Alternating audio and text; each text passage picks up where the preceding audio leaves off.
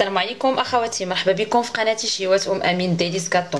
وصفه اليوم ان شاء الله اختاريت ندير لكم طورطه بارده، غادي نديروا لها واحد الكريمه كتجي لذيذه بزاف، وندوزو ان شاء الله نشوفوا مقادير الكيك هو الاول نحضروه عاد نشوفوا الكريمه شنو غادي نحتاجوا لها. اذا بالنسبه للكيك عندي 3 ديال البيضات الصغار، هي نورمالمون كيكونوا فيها 2 ديال البيضات، انا درتهم 3 على ود صغار بزاف.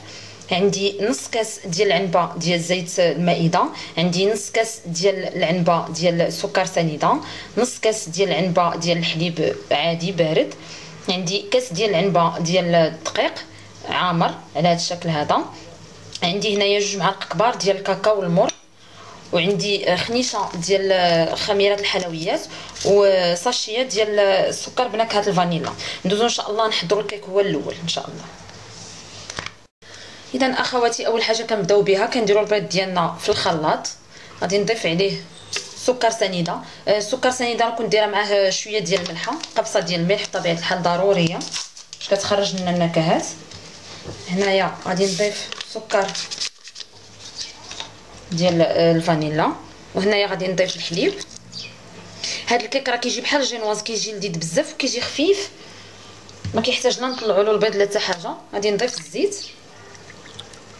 اذا كيف كتشوفوا معايا انا ضفت جميع المقادير. شنو بقى لي هنايا؟ بقى لي كاكاو، الخميره والطحين. غنخلط هذا الشيء مزيان ومن بعد غادي نضيف هاد المكونات ونرجع لكم باش نديروه في المول ديال الفرن.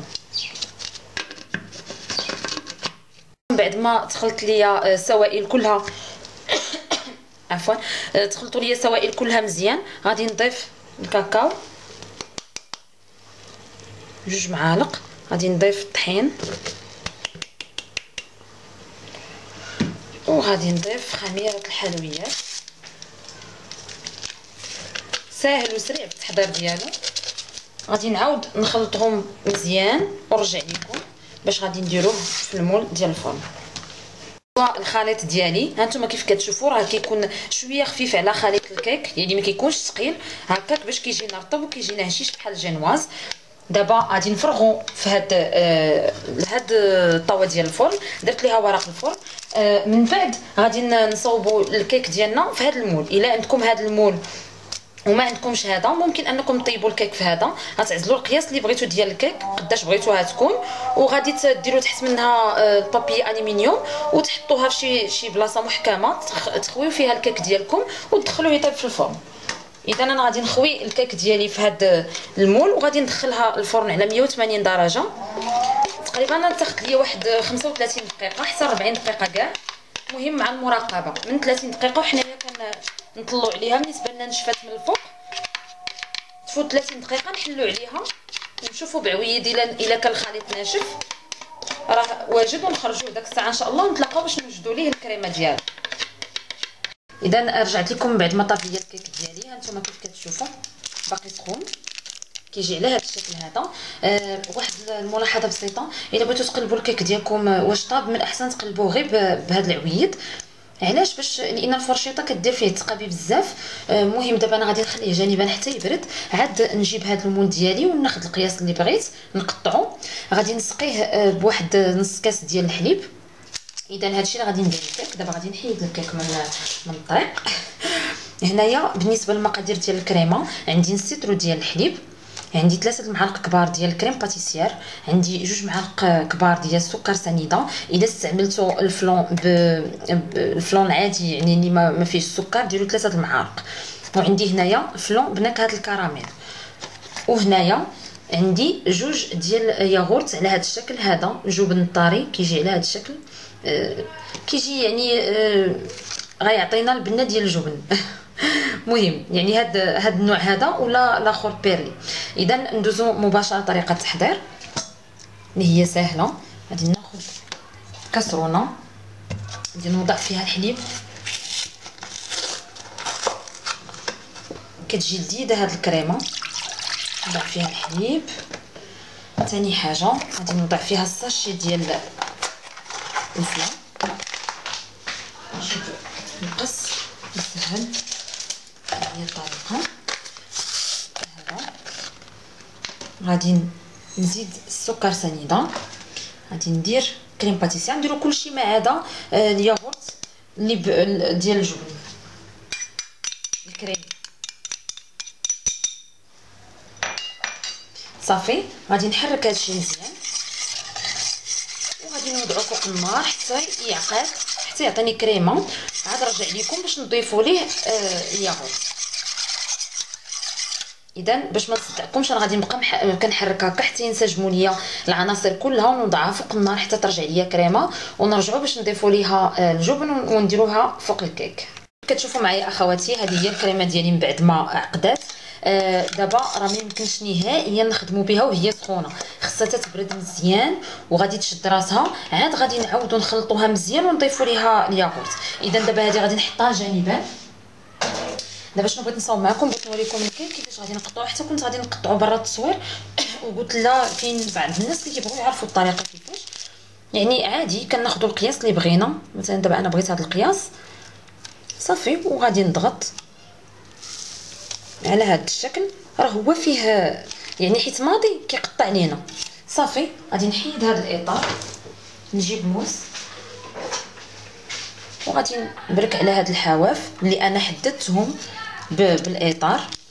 راه هو قطع لي، هانتوما كيف كتشوفوا راه هو اصلا قطع ليا.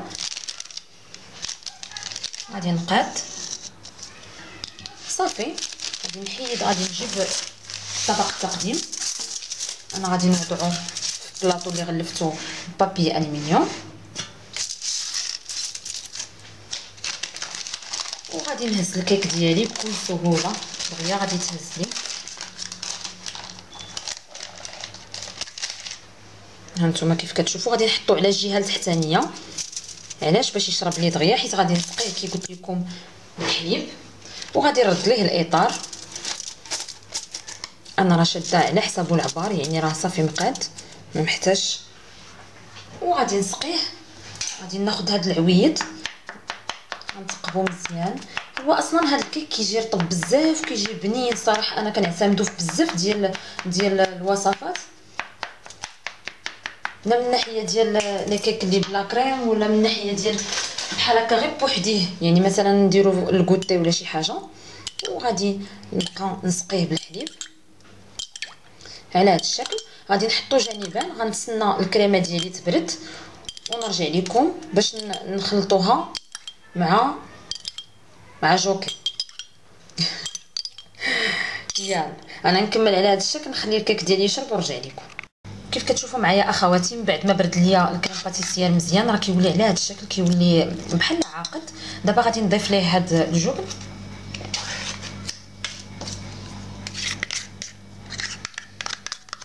جوج ديال العلب غادي يعطي واحد البنه زوينه. غير جربوا، يعني هو شويه مملح والكريمه حلوه، كيجي واحد انسجام زوين بيناتهم.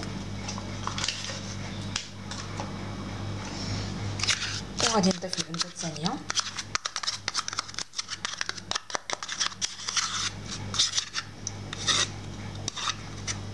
وغادي نخلط.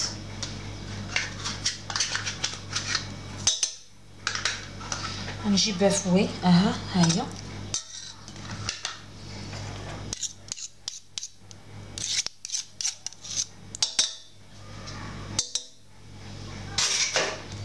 غادي نخلط هادشي مزيان على هاد الشكل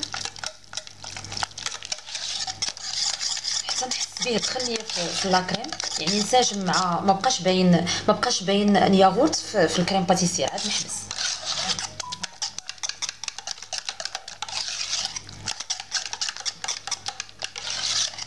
هنا راه يبانوا لكم حبيبات، هذا راه ماشي كريم باتيسير ما طلعليش مزيان. هاد الحبيبات راه الفلون اللي وريتكم هو فيه داك الحبيبات، حيت هو ديال الكوكيز. راه الا لاحظتوا الا مشيتوا للمتاجر الكبرى غادي تلقاوه هكاك داير. اذا بهذا الشكل كيف كتشوفوا معايا هنايا بانت لي واحد الاضافه غادي نزيدها. غادي ندير شويه ديال حبيبات الشوكولا. صراحه كنت غادا الثلاجه نجبد الكيك بانوا لي ولا نجيبهم، قلت علاش لا غيجيو حتى هما زوينين. صافي دابا الكيك دابا الكريم ديالي واجد باش نضيفو فوق الكيك. نجيب معلقه. غادي نجيب دابا الكيك ديالي انا راه خرجته.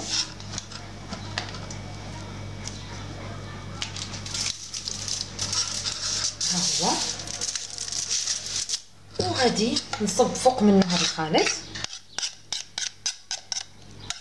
بسم الله.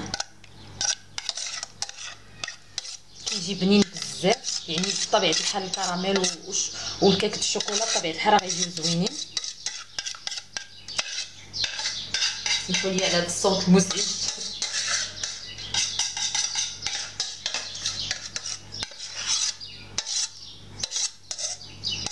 صافي. وغادي نقادو ونحاول نوزعو على الاطراف باش نكون منه طبقه.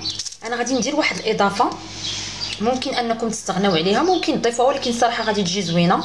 غادي ندخلو دابا الثلاجه يبرد على الاقل واحد ساعه ونص، يعني باش يشد راسو مزيان، وكريم باتيسير يلصق لي فوق الكيك ويتماسك، ومنين نحيد الاطار يكون يعني متماسك. من بعد غادي ناخذ 150 غرام ديال الشوكولا، غادي ندوبها مع نص كاس ديال الحليب صغير، وغادي نديرها على شكل كاناج من الفوق. صافي. والتزيين كيبقى حسب الذوق. هاد الاضافه من الاحسن تضيفوها، يعني غادي تجي زوينه. ما عندكم الشوكولا ما متوفرش، ممكن انكم تزوقوا غير بالكراميل من الفوق، اولا تذوبوا غير الشوكولاط وديروا به خطوط. المهم فهو التزيين كيبقى اختياري. اذا انا دابا هاد الطبقه ديالي ها هي تقادات.